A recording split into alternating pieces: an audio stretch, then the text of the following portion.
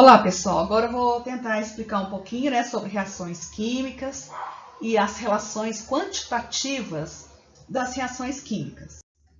Então, aqui alguns exemplos, das reações do dia a dia. Por exemplo, a queima do álcool.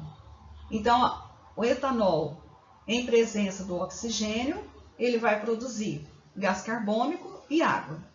Então, antes da seta, eu tenho os reagentes, depois da seta, o gás carbônico. E a equação química, ela é uma linguagem da química, principalmente das reações químicas. Uma outra reação do cotidiano seria a reação entre o ferro e enxofre. Só que ele forma uma mistura heterogênea. Ok? Então, você pode separá-lo através do ímã, separa o ferro do enxofre através do ímã.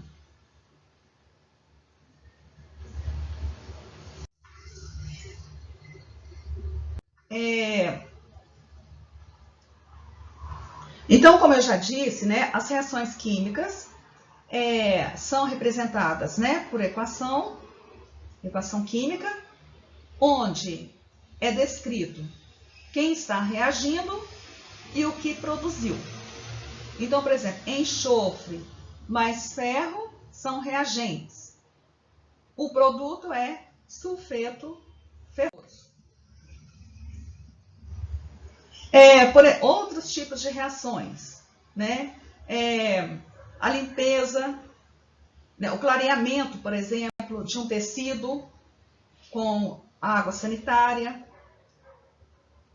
o comprimido efervescente quando ele dissolve na água, liberando CO2 e dissolvendo as substâncias desse comprimido, a laranja apodrecendo, a decomposição da laranja, e assim por diante. Como que as reações químicas se classificam? Elas se classificam em 4 tipos, A reação de adição ou síntese, reação de decomposição, reação de simples troca ou deslocamento e reação de dupla troca. Agora veremos cada uma delas. A reação de síntese ou adição, quando eu tenho 2 reagentes formando um só produto. Então, por exemplo, o magnésio reagindo com o oxigênio gera o óxido de magnésio. Reação de decomposição, ela pode ser considerada quando uma única substância no reagente produz 2 ou mais substâncias. Então, essa decomposição, ela pode ser pela presença da luz, pelo calor e pela eletrólise também. Então, um exemplo disso, por exemplo, olha, a água oxigenada, denominada peróxido de hidrogênio, em presença da luz, se decompõe em água mais gás oxigênio. Então, eu tinha um único reagente gerando 2 produtos. A decomposição do carbonato de cálcio, em presença de temperatura, em presença de calor, ele vai se transformar em óxido de cálcio mais gás carbônico. Então, de novo, uma única substância no reagente gerando 2 outras. Também, a decomposição pode acontecer, no exemplo da água, por eletrólise. Eu forneço uma corrente elétrica capaz de separar os hidrogênios e o oxigênio da água.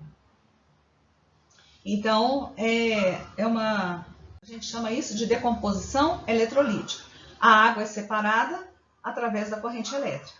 Então, eu tenho a molécula de água no reagente gerando hidrogênio e oxigênio gasosos.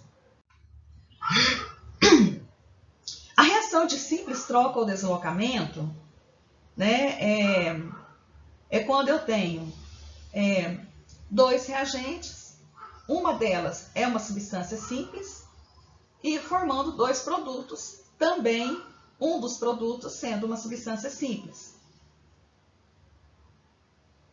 Então, o caso, né, do ferro reagindo com ácido clorídrico, formando o gás hidrogênio e o cloreto ferroso.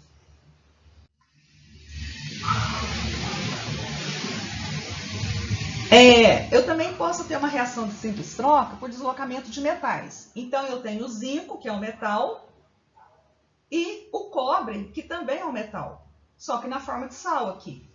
Então, o zinco reage, né, com o sulfato de cobre, deslocando o cobre. Então, eu tenho zinco metálico mais sulfato de cobre, e como produto eu tenho cobre metálico mais sulfato de zinco.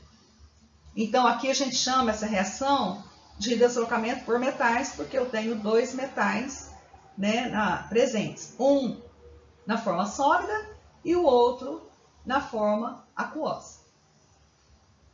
E aqui embaixo, olha, tem uma fila de reatividade dos metais. Quanto mais para a esquerda da tabela periódica, maior é a reatividade dos metais. Isso está muito relacionado com a capacidade de perder elétrons. Quanto maior a capacidade de perder elétrons, maior é a reatividade deles.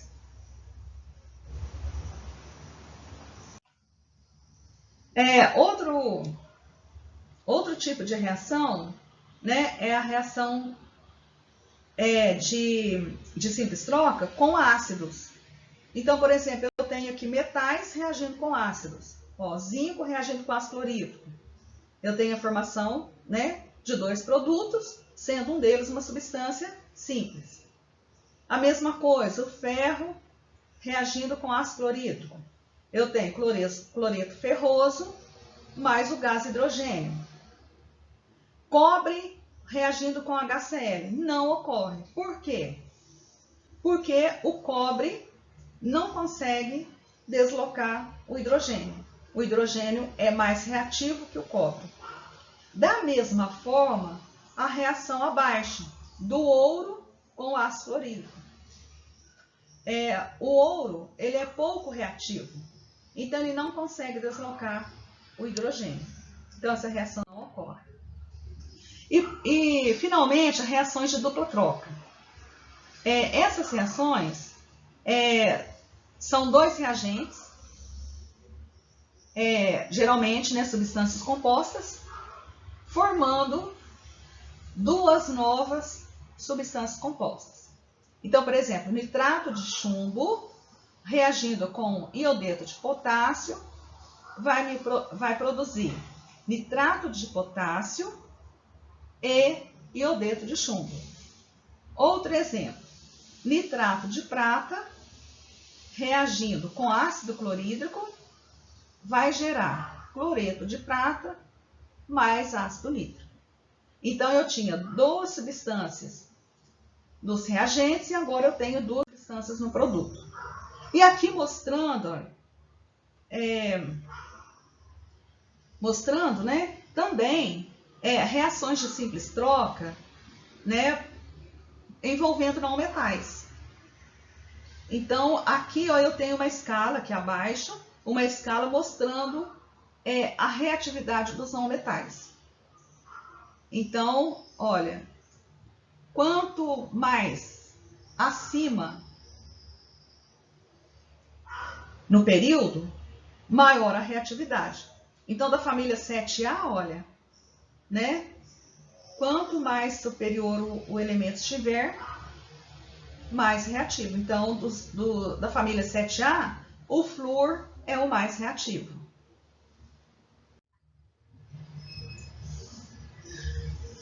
Aí, dentro da reação de dupla troca, eu posso ter reação de dupla troca com formação de substância volátil, com a formação de um precipitado e com a formação de um composto pouco dissociado. Então, aqui eu tenho, olha, ácido sulfúrico reagindo com o carbonato de sódio, gerou, né, o ácido carbônico mais o sulfato de sódio. Como o ácido carbônico é muito instável, ele se decompõe em água mais CO2. Esse CO2 é o responsável pela efervescência, né, da dissolução desse comprimido. Eu posso também ter reação de dupla troca com a formação de composto pouco dissociado. Então, eu tenho ácido clorídrico reagindo com acetato de sódio. Eu vou ter o cloreto de sódio muito dissociado e o outro produto pouco dissociado. Quer dizer, difícil de ser separado. Agora eu vou falar um pouquinho sobre a estequiometria das reações químicas.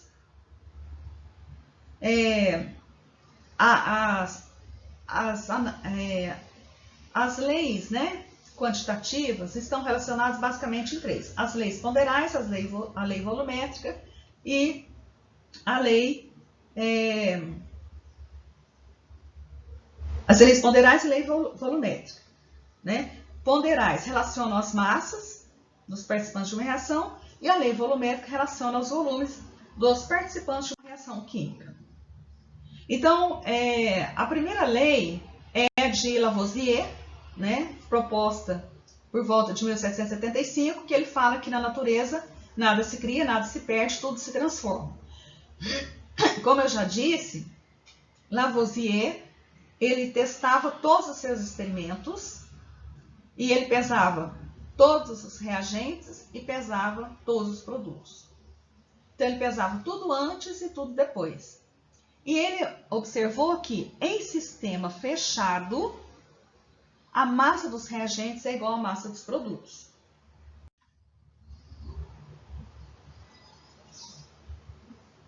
Então, aqui, por exemplo, né, um exemplo aqui da reação de óxido de cálcio mais água. Então, eu tenho 74 gramas, a massa dos reagentes. E obtive como produto o hidróxido de cálcio, que também pesa 74 gramas. Então, mostrando, né, que ocorre a conservação da massa. A lei das proporções constantes foi proposta por Proust, né, que descobriu que os elementos combinavam numa proporção fixa e constante. Por exemplo, a molécula de água sempre vai ser a combinação de 2 hidrogênios com oxigênio. A molécula de CO2, sempre um átomo de carbono com 2 de oxigênio.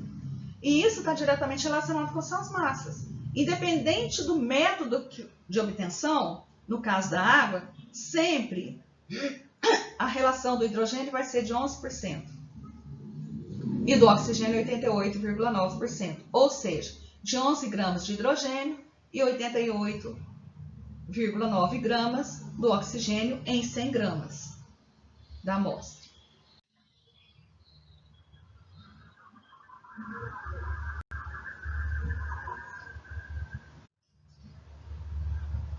E a outra lei é a lei de Gay-Lussac, né? Que ele fala que nas mesmas condições de pressão e temperatura, os volumes dos gases participantes de uma reação química têm entre si uma relação de números inteiros e pequenos.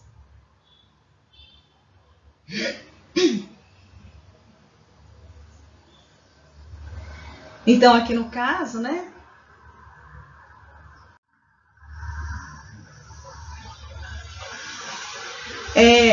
E aí eu posso, então, fazer uma relação baseada nessas três leis, que 1 mol de qualquer substância vai equivaler em massa, a sua massa molar, em volume, 22,4 litros por mol, né, na CNTP. E em número de moléculas, 6,02 vezes 10 a 23 moléculas por mol. Ok? Então, essa é a base da relação quantitativa na reação química. E aí, para isso, eu preciso balancear a equação, verificar os coeficientes, né, dessa reação, para, a partir disso, né, eu fazer uma relação estequiométrica. Então, um exemplo aqui. eu quero saber qual que é o número de mol de amônia produzida quando eu parto de 5 mol de gás nitrogênio e quando eu parto de 5 mol de nitrogênio. Então, olha só. Primeira coisa, eu vou estabelecer a relação com quem? Nitrogênio, porque ele já me deu um dado nitrogênio, e eu quero saber a produção da amônia. Então, eu vou relacionar N2 com NH3. Qual que é a proporção dos coeficientes? É 1 mol de N2 com 2 mol de amônia. Se eu partir de 5 mol de N2, quanto que eu vou produzir de amônia?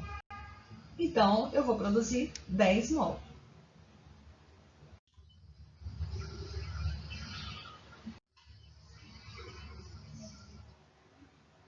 E aqui é o contrário, né? Ele deu a massa do nitrogênio, né? Então, eu vou fazer a relação, olha, massa molar dos elementos ou compostos envolvidos. Então, por exemplo, ele quer saber quanto que vai ser produzido de amônia partindo de 28 gramas de gás nitrogênio. Então, primeiro caso, quanto que é a massa molar do N2? 28 gramas. Qual que é a massa molar da amônia? 17 vezes 2, porque ele tem aqui no coeficiente 2.